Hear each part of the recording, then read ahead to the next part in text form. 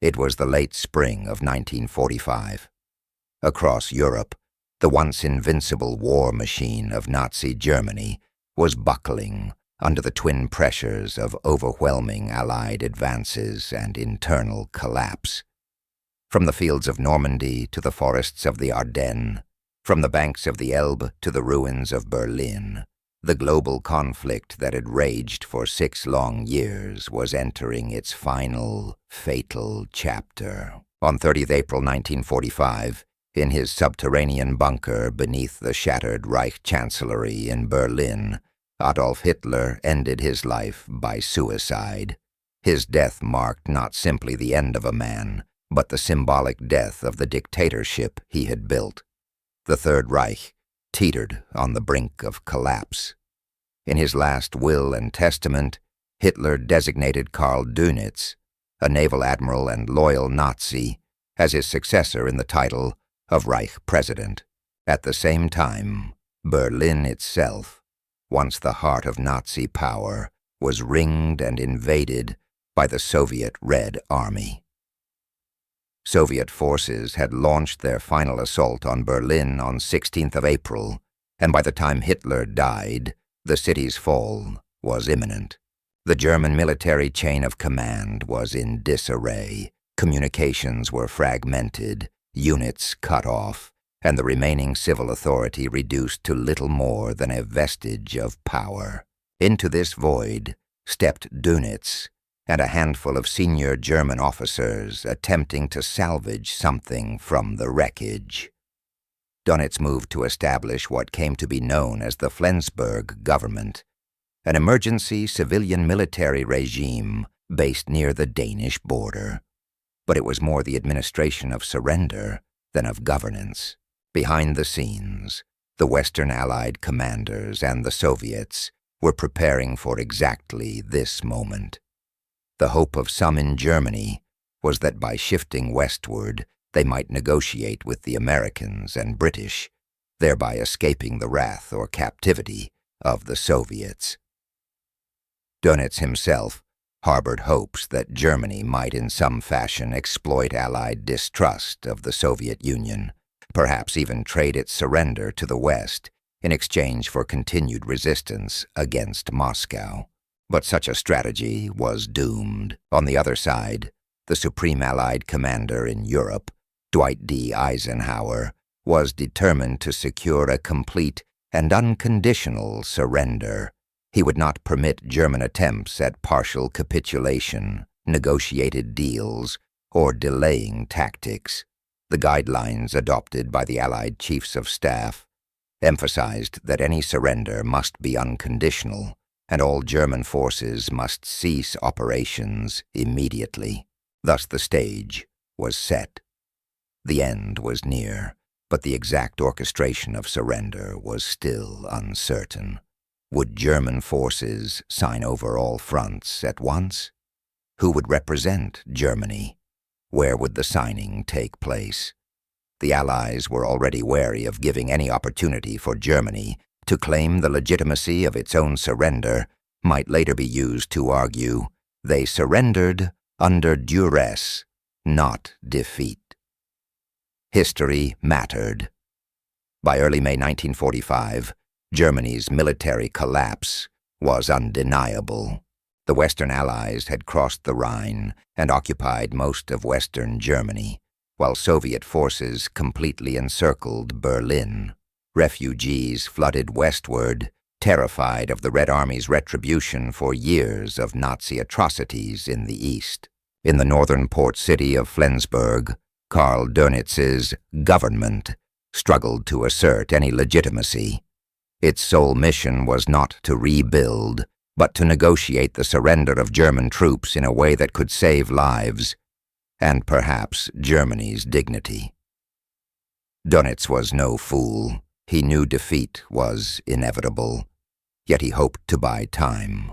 Every day that his emissaries delayed a full surrender meant more German soldiers and civilians could flee west to surrender to the British or Americans instead of the Soviets. To carry out this desperate diplomatic dance, Dönitz chose General Alfred Jodl, chief of the operations staff of the German Armed Forces High Command, OKW. Jodl was a professional officer, loyal, disciplined, but now faced with the unenviable task of surrendering a nation. On May 6, 1945, Jodl arrived at Reims, France, headquarters of General Dwight D. Eisenhower's Supreme Headquarters Allied Expeditionary Force, SHAEF. The atmosphere there was tense and cold.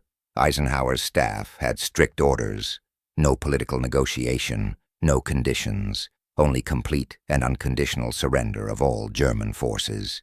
Jodl initially tried to propose a limited surrender. German troops in the West would lay down arms, but those fighting the Soviets in the East could continue resisting to allow refugees to escape. Eisenhower saw through the plan immediately. To him, any delay risked thousands more deaths and could be interpreted as a partial surrender, something the Allies had sworn to avoid after the mistakes of 1918. Eisenhower's response was icy and final. He told Jodl bluntly, "The only terms available are unconditional surrender on all fronts. If you refuse, we will continue to strike from the air, land, and sea. The responsibility for every further life lost will rest on you." The message was clear. The war would end now, or Germany would be annihilated. Realizing he had no leverage, Jodl requested authorization from Dönitz to sign.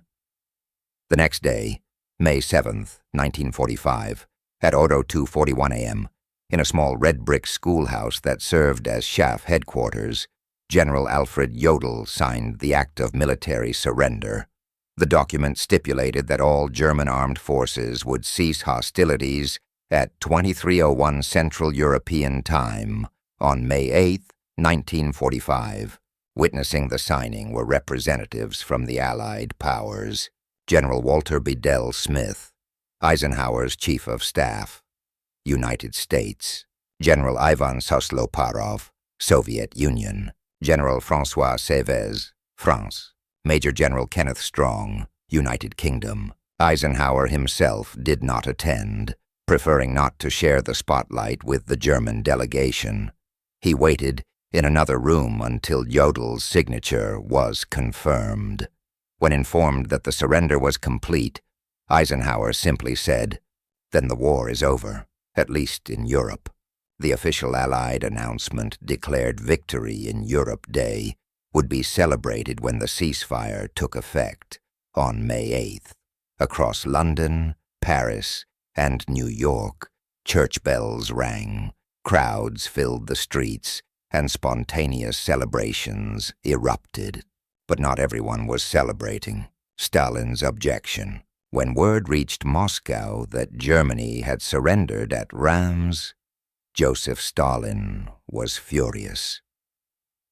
To him, the signing was an insult to the Soviet Union, a nation that had borne the brunt of the war, suffering over 20 million casualties and destroying the bulk of Hitler's armies on the Eastern Front. Stalin's anger had three main causes. Location. Reims was on French soil under American control. Stalin believed that Berlin, the fallen Nazi capital, was the only fitting stage for Germany's capitulation. Representation. The Soviet signatory in Reims, General Sosloparov, was not a senior enough officer to represent the Red Army. Legitimacy. Most importantly, Stalin argued that Jodl was not the highest-ranking German commander. Since Jodl had been authorized by Dönitz, a civilian leader, the surrender might later be dismissed by German nationalists as illegitimate, echoing the so-called stab-in-the-back myth that had poisoned German politics after World War I.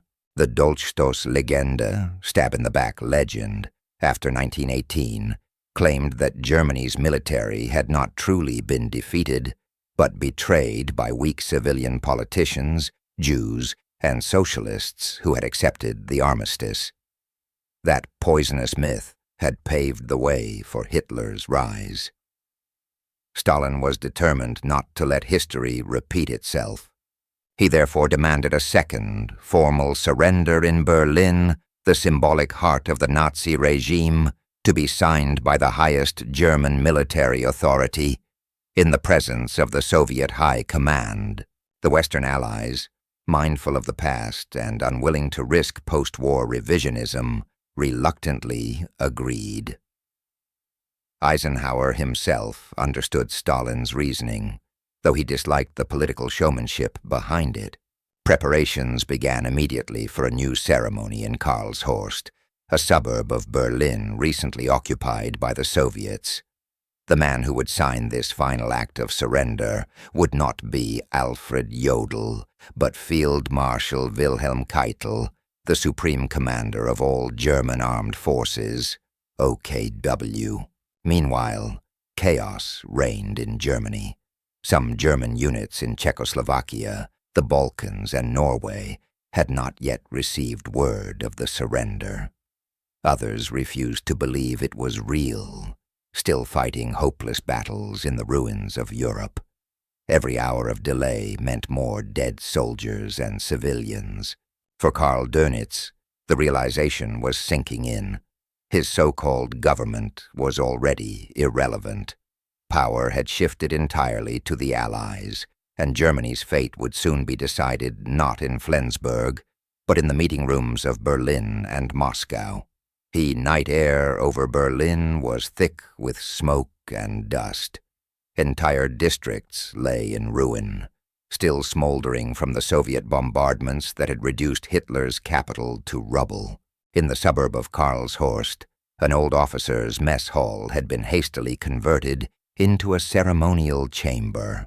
There, under the watch of the Soviet High Command, the final curtain of the Third Reich was about to fall.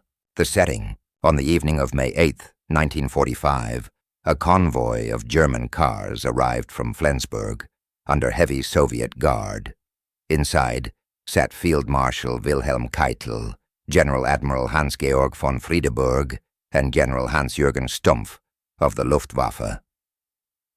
They represented the shattered remains of Germany's armed forces, the Heer, the Kriegsmarine, and the Luftwaffe. Their mission was not to negotiate, but to surrender once and for all. Inside the building waited Marshal Georgy Zhukov, the hero of Stalingrad and commander of the Soviet First Belarusian Front. At his side were Allied representatives, Air Chief Marshal Arthur Tedder of Britain, General Karl Spaatz of the United States, and General Jean de Lattre de Tassigny of France. The mood was grim but determined.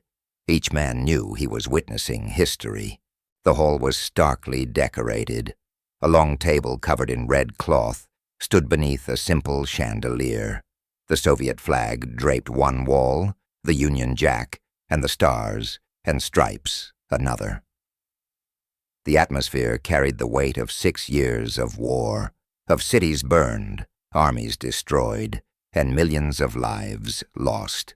Keitel's last defiance. At precisely 10:30 p.m., Berlin time, the German delegation entered the room. Keitel, tall and imposing in his field marshal's gray uniform, saluted stiffly with a monocle gleaming in the electric light.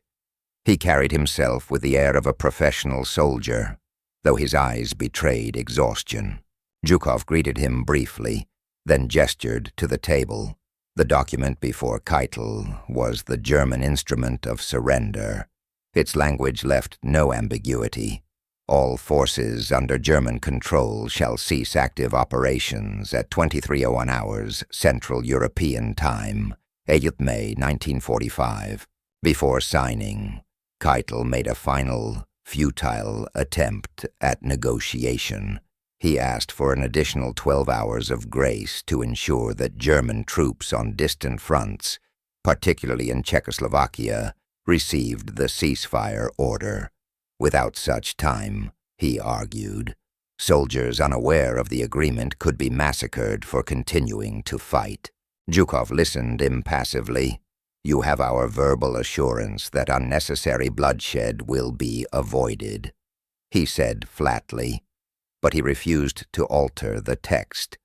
To grant an official delay, he reasoned, would open the door to endless excuses and more needless deaths. Realizing the futility of resistance, Keitel took the pen, adjusted his monocle, and signed. The time was 11:43 p.m., May 8th, though in Moscow's time zone it was already the early hours of May 9th. One by one, the other German representatives followed suit. Zhukov and the Allied generals added their own signatures immediately afterward. When the final pen stroke was complete, the German Reich, the empire that had plunged the world into its bloodiest war, ceased to exist. A war ends, a divide begins. Outside, the guns at last began to fall silent. Yet even as the world rejoiced, the seeds of a new division were being sown. For the Soviet Union, the Karlshorst ceremony was more than a military formality. It was a matter of national pride and propaganda. Stalin insisted that the world recognize May 9, 1945, as the true Victory Day, emphasizing that it was the Red Army's relentless advance that had captured Berlin and broken the Nazi war machine. Soviet newspapers the next morning proclaimed, "Berlin has fallen. Germany has surrendered to the great Soviet people." In contrast, Western Europe and the United States celebrated May 8th as VE Day, Victory in Europe Day, since that was when the ceasefire officially took effect, according to the Reims Agreement. Across London, Paris, and New York, cities erupted in euphoric celebration, flags waving, church bells ringing, and millions flooding the streets. For them, the war was over. This simple difference of one calendar day became a symbolic fracture line between East and West. What should have been a unified celebration of peace became two separate commemorations, each claiming the rightful end of the war, each defining victory on its own terms. Aftermath of defeat. For Karl Dönitz and the remnants of his government in Flensburg, the surrender marked the end of any illusion of authority. Within days, Allied forces arrested Dönitz and his ministers. By May 23rd, the Flensburg government was dissolved. Dönitz would later be tried at Nuremberg and sentenced to 10 years in prison. The German armed forces, once numbering millions, were ordered to lay down their weapons and report to Allied custody. Entire divisions surrendered en masse across Europe. In Norway, 400,000 German troops gave up to the British. In Czechoslovakia, fighting continued sporadically until May 11th, when the last units capitulated to the Red Army. In the Balkans, pockets of resistance lingered for several days before surrendering. By mid-May, the continent that had burned for 6 years was, at last, silent. The human cost defied comprehension. Over 70 million dead worldwide, with roughly 25 million from the Soviet Union, 7 million from Germany, and tens of millions more from occupied nations, the Holocaust, and the atomic bombings yet to come in the Pacific. Europe lay in ruins, its cities shattered, its people starving. But for that one night in Berlin, as pens scratched across paper and flags hung limp in the smoke, the killing stopped. A stage for history. The Karlshorst building where Keitel signed the surrender still stands today as the German-Russian Museum. The original red-draped table remains preserved behind glass, the pens and documents arranged exactly as they were on that night. Visitors walk its quiet halls and imagine the echo of boots, the hum of electric lights, the silence that followed a world at war. Marshal Zhukov, who presided over the ceremony, would later recall, "It was not joy that I felt, but a vast relief, as though an enormous weight had fallen from the shoulders of humanity." In Moscow, Stalin appeared before the Soviet people on the morning of May 9th to announce victory. His speech was short but triumphant. The Great War against the German invaders is over. Germany has been utterly crushed. Glory to our armed forces who have brought freedom to the peoples of Europe. Across the Soviet Union, fireworks illuminated the night sky, rockets, searchlights, and the roar of celebration that dwarfed even the thunder of war.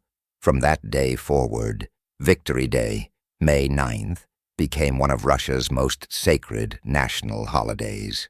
The guns had fallen silent, yet the silence that followed was not peace. It was shock. Across Europe, the smoke had barely cleared when the victors began to realize the magnitude of the devastation left behind by 6 years of total war. Cities were gone. Nations had collapsed. Millions were displaced, wandering through the rubble of what had once been the heart of civilization. And in the middle of it all stood a question that would shape the rest of the century. What would become of Germany and of the world it had destroyed? Germany divided. Immediately after the surrender, the Allied powers, the United States, the Soviet Union, the United Kingdom, and France moved to occupy Germany. Following earlier agreements made at the Yalta and Potsdam conferences, the country was divided into 4 zones of occupation. The American zone in the south, including Bavaria and Hesse, the British zone in the northwest, the French zone in the southwest, the Soviet zone in the east, encompassing Berlin. Even Berlin itself, though deep within the Soviet sector, was carved into 4 smaller zones, a decision that would soon make the city a flashpoint for the new global order. Initially, the Allies had pledged to administer Germany as a single, demilitarized entity. But trust was already eroding. The Soviets demanded reparations and sought to extract industrial machinery from their zone as compensation for their colossal losses. The Western Allies, fearing a repeat of the economic chaos that had fueled Hitler's rise after World War I, wanted to rebuild Germany's economy, not strip it bare. By late 1945, it was clear that the wartime alliance had fractured. The Cold War had begun, not with gunfire, but with suspicion. The Nuremberg trials, while political leaders argued over the map of Europe, a different kind of reckoning was taking place in the Bavarian city of Nuremberg. Beginning in November 1945, an international tribunal assembled to put Nazi war criminals on trial. 24 of the most senior surviving leaders of the Third Reich faced charges of crimes against peace, war crimes, and crimes against humanity. Among them were Hermann Göring, Hitler's second-in-command, Joachim von Ribbentrop, the foreign minister, and Wilhelm Keitel, who had signed the surrender in Berlin just months earlier. The tribunal was unprecedented. Never before had the leaders of a nation been held personally accountable for waging aggressive war. The world watched as prosecutors from the Allied nations, led by U.S. Supreme Court Justice Robert H. Jackson, presented mountains of evidence, film footage, documents, and eyewitness testimony detailing the horrors of Nazi occupation and the genocide of 6 million Jews in the Holocaust. When Keitel was called to testify, he stood ramrod straight in his gray uniform.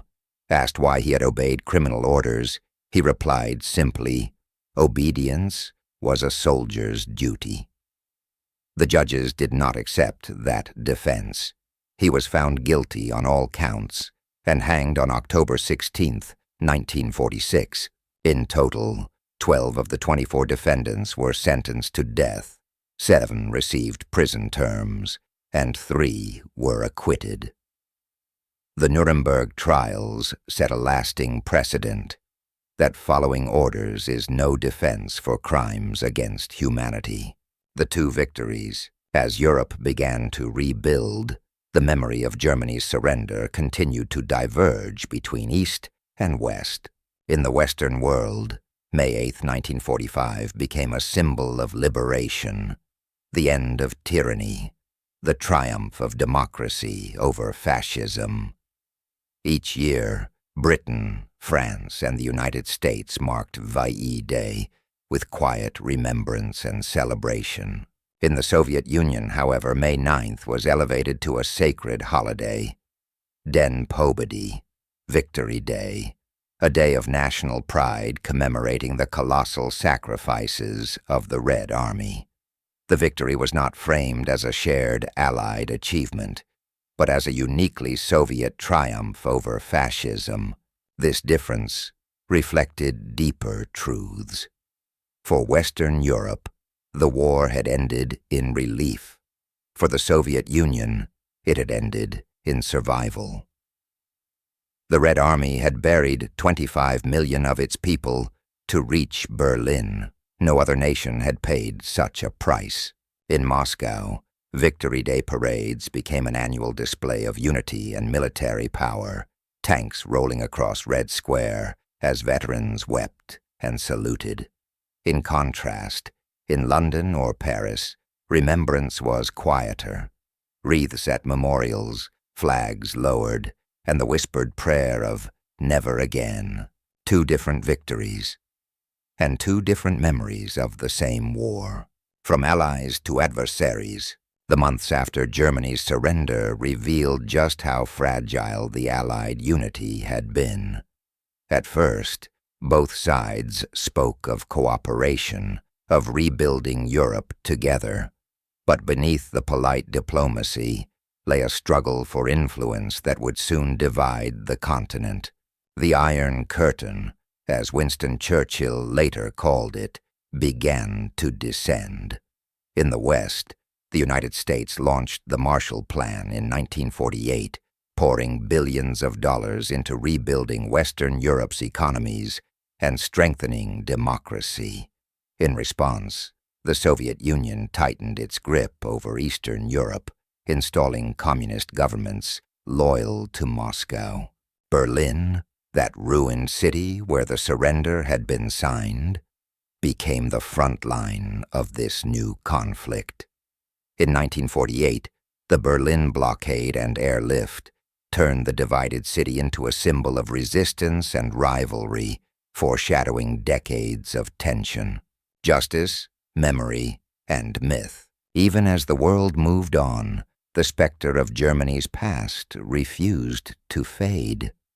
The stab-in-the-back myth that Stalin had feared never re-emerged, largely because the Allies had ensured that the military itself, not civilians, had signed the surrender.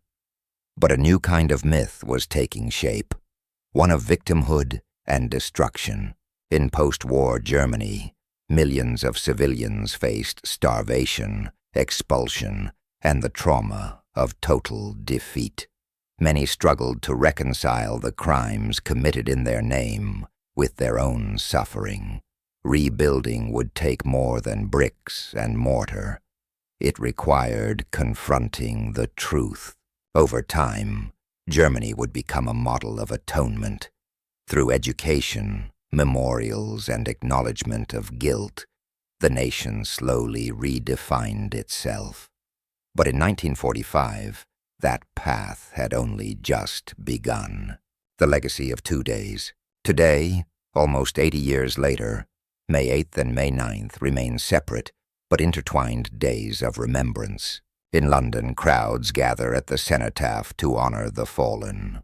In Paris, the Arc de Triomphe glows in tricolor light.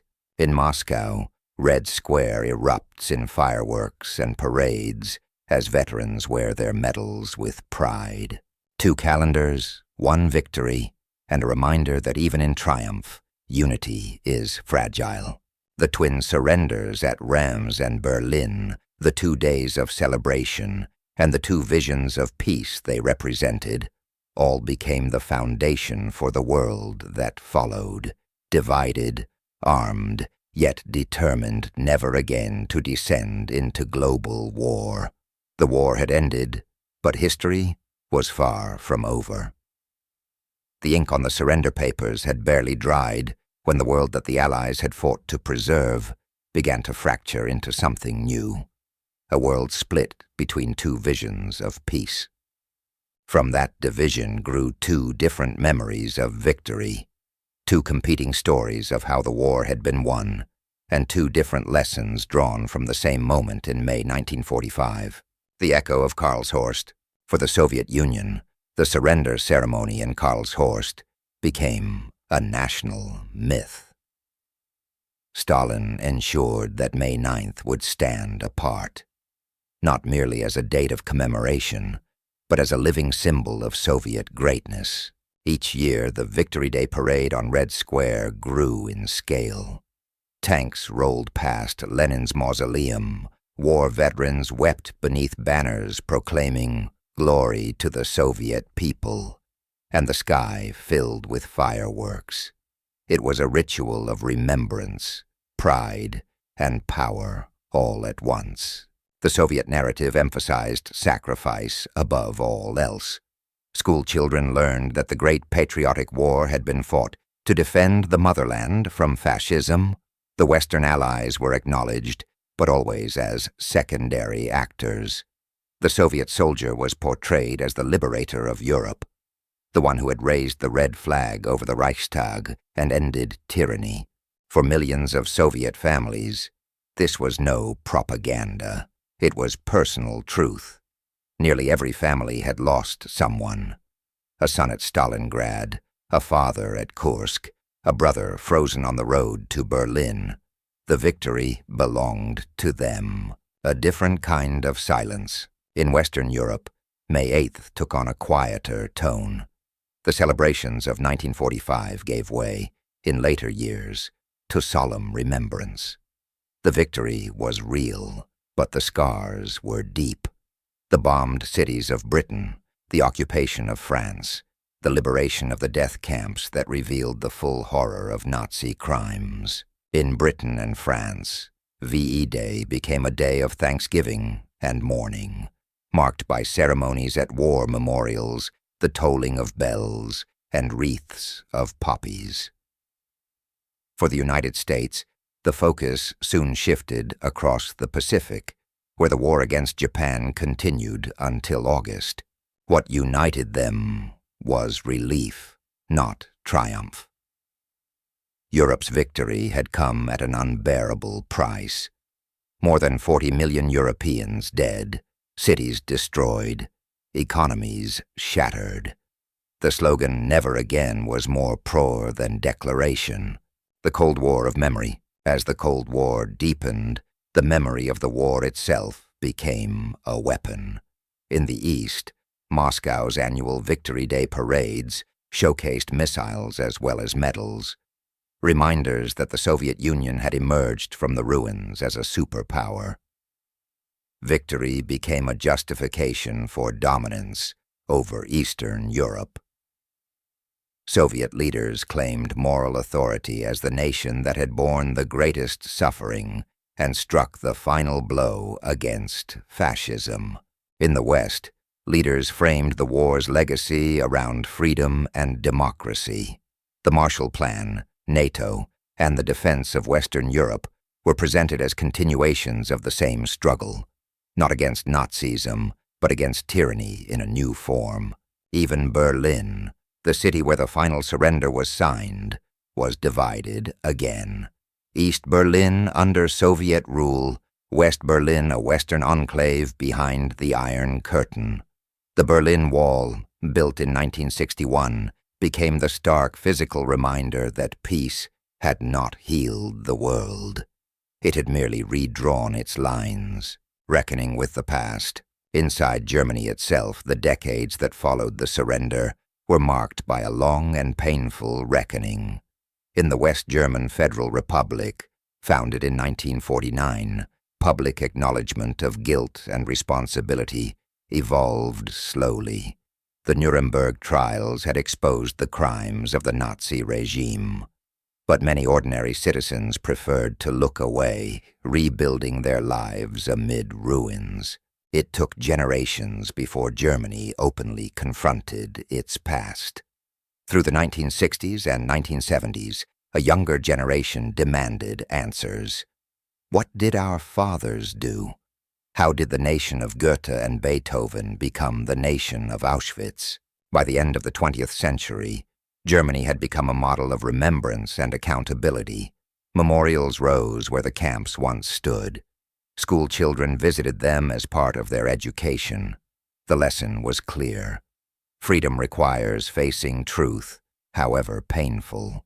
In Eastern Germany, under Soviet influence, remembrance took a different shape. The narrative focused on anti-fascist resistance and socialist victory, with less emphasis on personal guilt. History itself was shaped to fit ideology. After the wall fell, when the Berlin Wall came down in 1989 and the Soviet Union collapsed 2 years later, Europe's divided memories began, slowly, to reconnect.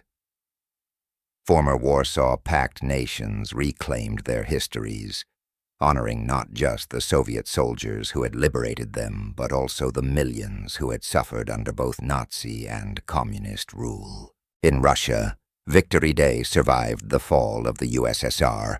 It remained, and still remains, the most sacred of national holidays, a unifying event that transcends politics. Every May 9th, veterans don their medals. Children carry portraits of ancestors in the Immortal Regiment marches, and the Red Square Parade reminds the world of Russia's enduring pride. In Western Europe, May 8th continues as a day of remembrance. When the European Union was created, leaders chose the week of May 8-9 to symbolize reconciliation.